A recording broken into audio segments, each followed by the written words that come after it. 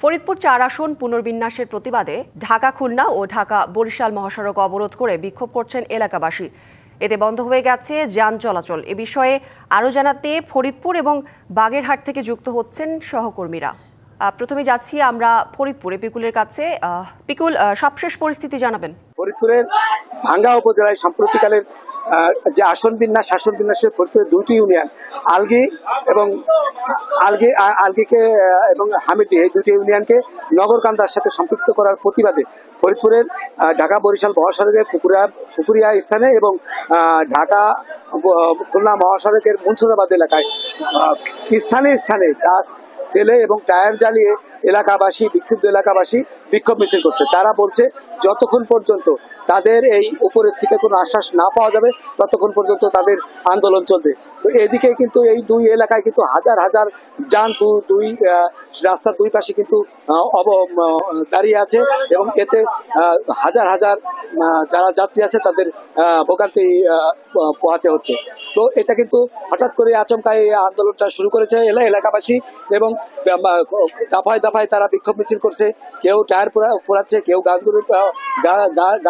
ফেলছে, কেউ table chair রাস্তার মধ্যে যেভাবে পারছে তারা বলছে যে এটা আমাদের একটা প্রাণের দাবি, এইটা আমাদের ভাঙ্গা আছে, আমাদের মাথা, এই মাথাকে আমরা দ্বিখণ্ডিত করতে দেবো না যতক্ষণ পর্যন্ত আমাদের ভাঙ্গাকে এই অখণ্ড না রাখা হবে ততক্ষণ পর্যন্ত তাদের এই আন্দোলন চলমান থাকবে।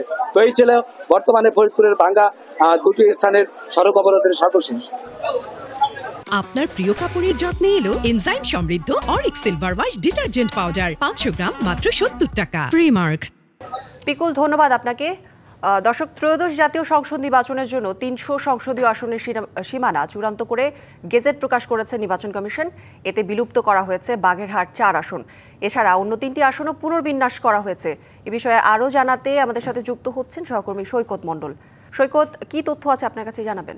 যেমনটি বলছিলেন, বাগেরহাটের 4টি আসনকে কিন্তু একটি আসনকে কমিয়ে 3টি আসনে রূপান্তরিত করেছে ইসি। এ নিয়ে আমরা সকালে কথা বলেছি জেলা বিএনপির শীর্ষ নেতাদের সাথে। তারা কিন্তু জানিয়েছে যে তাদের যে সম্মিলিত কমিটি রয়েছে সেটি আগামীকাল একটি বৈঠক বসে কিন্তু আসলে তারা কি ডিসিশন নেবে এটা কিন্তু তারা জানি। আমরা যদি একটু কথা বলি সাধারণ যে জনমানুষ রয়েছে, আমরা তাদের সাথে যদি একটু কথা বলি তাদের আকাঙ্ক্ষা, তারা আমাদের যে 4টি আসন ছিল তার থেকে একটা আসন কেটে নেওয়া হয়েছে, এইটা আমরা পূর্ণতা বহাল চাই। যেমনটা শুনছিলেন, আমরা কিন্তু রয়েছি এখন মোল্লারহাটে। এটি হচ্ছে খুলনা বিভাগ ও ঢাকা বিভাগের যে শেষ সীমানা, সেখানে রয়েছে।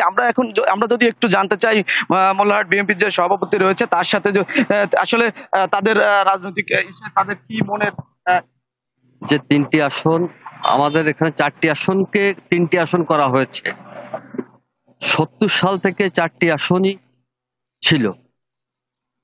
তো তারপরে এই যেটা বর্তমান নির্বাচন কমিশন থেকে যে চিঠিটা করেছে, যেমনটি শুনছিলেন, এর আগে কিন্তু 24 আগস্ট কিন্তু বাগেরহাটে কিন্তু বিএনপি নেতাকর্মীরা ও সাধারণ মানুষ কিন্তু ব্যাপক আকারে কিন্তু আন্দোলন সৃষ্টি করেছিল। এই ছিল আসলে বাগেরহাট থেকে সর্বশেষ খবরাখবর। সৈকত, ধন্যবাদ আপনাকে।